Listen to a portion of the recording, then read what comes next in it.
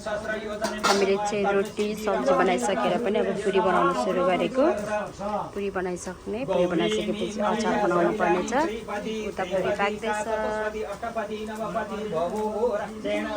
दुईजना डल्लो बनाउने, दुईजना रोटी बनाउने। हाम्रो पण्डित बाजेहरू पढ्दै हुनुहुन्छ, यता पूजा गर्दैछ। आज चाहिँ मौसम चाहिँ शीतल छ, घाम लागेको छैन, पानी पनि परेको छैन, मौसम चाहिँ एकदम शीतल छ।